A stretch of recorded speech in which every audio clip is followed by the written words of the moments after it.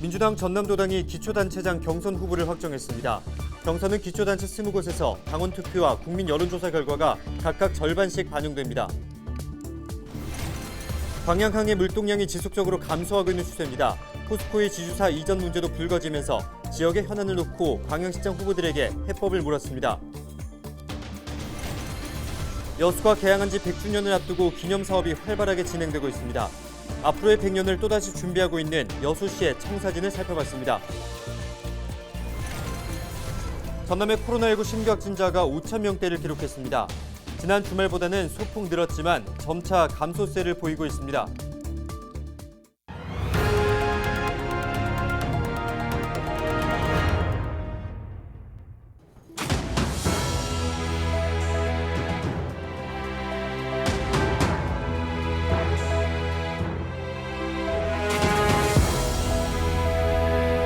여러분 안녕하십니까? 헬로티비 전남 뉴스입니다. 전남의 코로나19 신규 확진자가 5,000명대를 기록했습니다. 전남은 순천 875명, 여수 827명, 목포 629명, 광양 482명 등 18일 하루 동안 22개 모든 시군에서 5,081명의 신규 확진자가 나왔습니다. 해남에서는 전체 확진자 207명 가운데 44.5%에 해당하는 93명이 60대 이상 고령자인 것으로 나타났습니다. 광양시가 60세 이상을 대상으로 코로나19 4차 예방접종을 진행하고 있습니다. 4차 예방접종 대상은 3차 접종을 마친 지 4개월이 지났고 1962년 12월 31일 이전에 태어난 사람으로 광양시 위탁 의료기관에서 접종할 수 있습니다. 접종 백신은 화이자 또는 모더나이며 희망할 경우 노바백스 백신도 접종 가능합니다. 네, 헬로티비 뉴스에서는 6일 지방선거를 앞두고 지역 현안에 대한 출마자들의 해법을 들어보는 순서를 이어가고 있습니다. 이번 시간에는 광양시장 후보에게 광양항 활성화 방안과 포스코 지주사 전환에 따른 대안을 물어봤습니다. 김신혜 기자의 보도입니다. 지난해 광양항에서는 컨테이너 화물 212만 TEU가 처리됐습니다. 3년 전 물동량과 비교해보면 10% 정도 줄어든 실적입니다. 상황이 이렇다 보니 광양시장 예비후보 6명도 지역의 시급한 현안으로 광양항의 물동량 확보를 꼽았습니다. 광양항의 정체는 지역의 일자리와 소득, 경제 활성화와도 밀접하게 연관돼 있기 때문입니다. 민주당 후보로 이름을 올린 김재모 전남체육회장과 문양호 광양시의회 부의장, 이용재 전 전남도 의원은 자체 물동량 확보가 중요하다고 강조했습니다.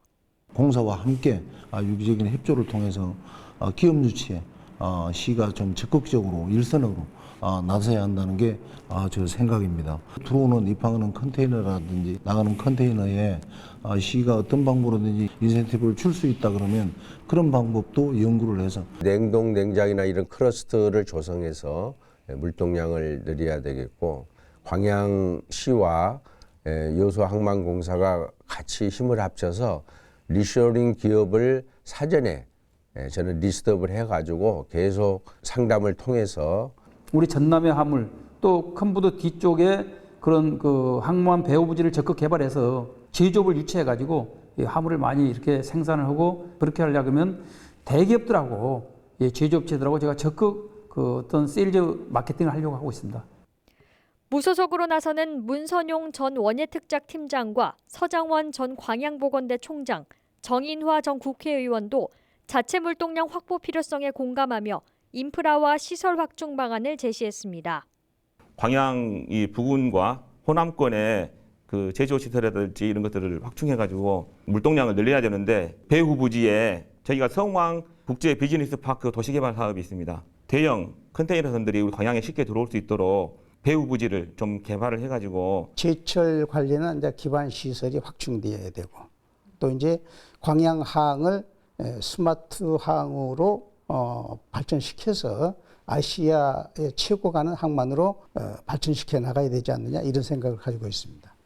이 전라남도 구간만 지금 100년 동안 단선 전철로 그대로 유지가 되고 있거든요. 저것을 복선 전철화해서 전남 내륙을 관통을 하기 때문에 전남의 화물을 빠르고 쉽게 광양항으로 가지고 올 수 있다. 광양시장 예비 후보들은 또 최근 포스코가 지주사 체제로 전환되면서 지역 투자가 위축될 수 있다는 지역민들의 우려에 대한 입장도 밝혔습니다. 후보들은 모두 포스코와 협의를 통해 신산업 유치 등을 이끌어낼 수 있을 거라며 상생 협력에 대한 강한 자신감을 내비쳤습니다. 헬로티비 뉴스 김신혜입니다. 민주당 전남도당이 6일 지방선거의 기초단체장 경선 후보자를 확정하고 담양을 제외한 21곳 가운데 20곳은 경선을 진행하기로 했습니다. 3인 경선은 모두 6곳으로 나주시는 윤병태, 이민준, 최용선 후보, 광양시는 김재무, 문양호, 이용재 후보, 장성구는 김한종, 박노원, 유성수 후보로 압축됐습니다. 영암구는 배용태, 우승희, 전동평 후보, 무안구는 강병국, 김대현, 이정훈 후보, 신안구는 김행원, 박석배, 박우량 후보가 경선에 참여하게 됩니다. 2인 경선은 9곳으로 확정된 가운데 목포, 강성휘, 김종식, 곡성 이상철, 이재호, 고흥은 공영민, 박진권, 화순 구복규, 문행주, 장흥 곽태수, 김성, 진도 박인환과 이재각, 영광 김준성, 이동권, 한평 김경자, 이상익 후보가 본경선에 올랐습니다. 여수와 순천, 완도, 구례, 강진은 1차 경선에서 과반 득표가 없을 경우 2인 결선 투표를 진행하기로 했습니다. 정의당 목포시 지역위원회가 6일 지방선거에 출마할 후보 8명을 확정하고 완주하겠다는 의지를 다졌습니다. 정의당 목포 지역위는 목포시장 후보의 여인두 전 시의원, 기초의원 선거구 3곳에 최현주와 전국, 백동규 후보를 선출하고 29일 결의대회를 가졌습니다.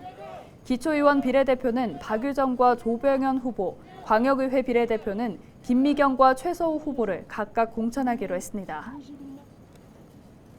전남의 장애인단체가 이동권과 인권 보장을 요구하고 나섰습니다.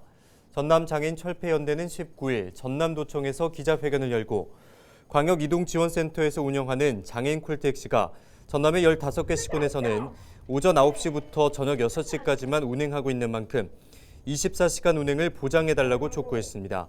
장애인 콜택시 연중 무휴 보장과 함께 저상버스도 서둘러 도입하고 법정 의무 대수를 모두 충족해달라고 강조했습니다. 장애인 이동권 보장에 이어 발달장애인의 24시간 지원체계 구축을 요구하는 목소리도 이어졌습니다. 전국장애인 부모 연대 목포시 지회는 19일 기자회견을 열고 정부가 발달장애인법을 제정하고 지원 종합대책을 세웠지만 이들이 스스로 목숨을 끊거나 가족을 살해하는 비극적인 사건이 반복되고 있어 국가의 책임이 여전히 가족들에게 전가되고 있는 실정이라고 지적했습니다. 그러나 대통령 당선인 공약에는 발달장애인에 대한 국가의 조기 개입 말고는 최대 24시간을 지원하겠다는 약속은 없다며 문제 해결을 위한 정부의 적극적인 자세를 보여달라고 강조했습니다. 100년 개항의 역사를 간직한 여수는 바다를 중심으로 발전한 곳입니다. 그만큼 항구의 의미가 남다른데요. 여수시가 100주년을 한 해 앞두고 새로운 청사진을 내놨습니다. 항구를 중심으로 변화될 여수의 모습은 어떨지 송하연 기자가 보도합니다. 일제강점기 당시 조선총독부에 의해 문을 연 여수항. 교동 연안여객 터미널을 시작으로 엑스포 여객선 터미널, 그리고 완공을 앞둔 신북항까지 해상교통의 거점으로 자리 잡고 있습니다. 여수항이 지난 100년 동안 교통 요충지의 역할이었다면 앞으로 100년에는 국제 해양관광 거점항으로 조성하겠다는 게 여수시의 목표. 여수시가 역점을 두고 진행할 중장기 과제는 모두 10건입니다. 엑스포 여객선 터미널을 품은 박람회장에 1,490억 원의 사업비를 투입해 국제 컨벤션 센터 건립과 크루즈 전용 터미널 확장 사업을 추진합니다. 또 준공을 앞둔 신북항과 엑스포 여객선 터미널을 잇는 진입도로를 4차선으로 확장할 계획입니다. 교동 연안여객 터미널에는 야간 경관이 조성되고 내년 4월 예정된 100주년 행사 기간에 다양한 체험 프로그램 등이 열립니다. 이 밖에도 여수항의 이야기를 담은 포토존 설치와 100주년 기념 소공원 조성, 다큐멘터리 제작 등 단기 과제 8건들은 내년 상반기까지 추진될 계획입니다. 각 사업의 시민 참여도를 높이고 국가계획 반영이 필요한 사업들은 중앙부처에 적극 건의해서 반영시킬 계획을 갖고 있습니다. 여수항 100년사가 발간을 앞두면서 기념 사업에도 박차가 가해지고 있는 상황. 새롭게 거듭날 여수항이 국제 관광의 중심지로 도약할 수 있을지 관심이 모아지고 있습니다. 헬로티비 뉴스 송하영입니다.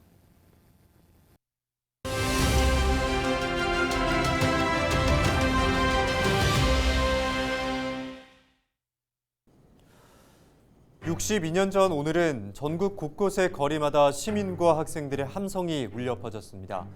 부정선거를 통해 집권을 연장하려는 독재 정권에 대한 항거였습니다. 이승만 정권의 무력 진압에 무고한 희생자가 발생하면서 이 분노는 들불처럼 거세졌죠. 결국에 이 거센 항쟁 4.19 혁명은 이승만 대통령의 하야를 이끌어냈습니다. 민주시민의 승리였던 것인데요. 독재는 종말을 고했지만 민주주의를 발전시켜 나가야 하는 것은 여전히 우리들의 몫으로 남아 있습니다. 오는 6월 풀뿌리 민주주의로 일컬어지는 지방자치의 꽃, 지방선거가 치러집니다. 우리 지역과 우리의 삶을 더 낫게 만들어줄 일꾼을 우리의 손으로 뽑는 매우 중요한 날입니다. 이 무관심은 권리 포기일 뿐만 아니라 책임 방기일 수도 있습니다. 다가오는 6월 1일 소중한 한 표, 저부터 꼭 행사하겠습니다. 지금까지 데일리 브리핑이었습니다.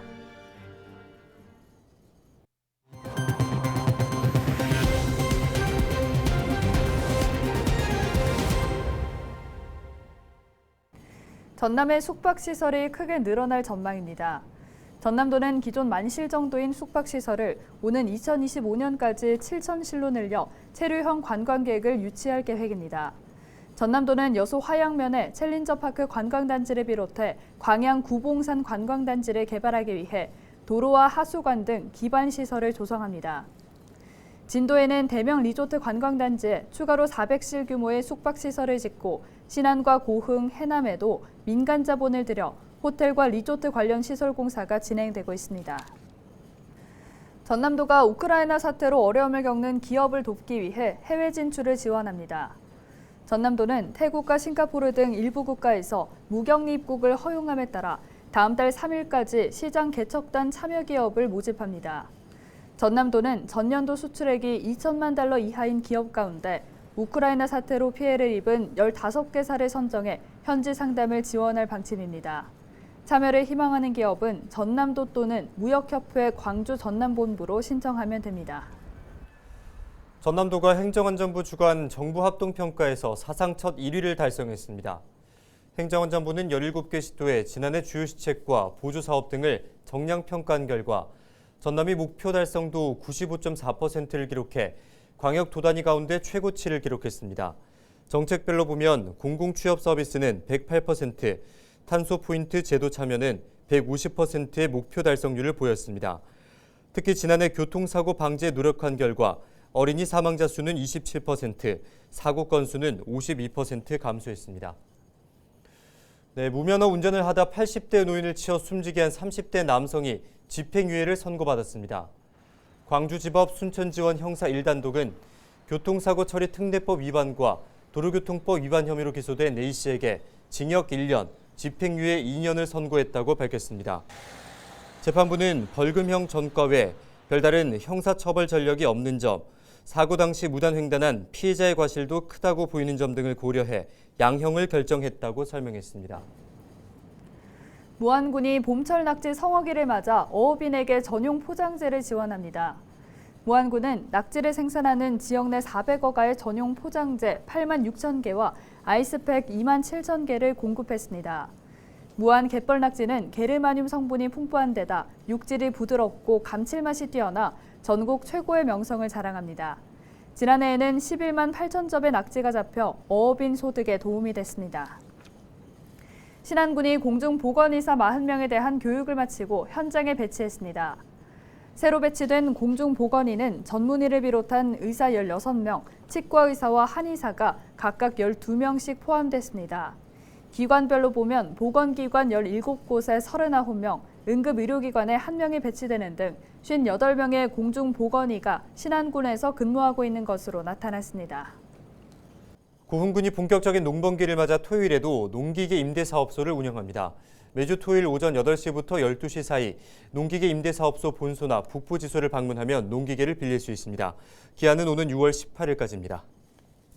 여소시가 다둥이 자녀를 둔 가정에 육아용품 구입비를 지원합니다. 지원 대상은 3자녀 이상을 다둥이 가정으로 부부 모두가 6개월 이상 여수 지역에 거주한 경우에 해당합니다. 육아용품 구입비는 50만 원씩 지급됩니다.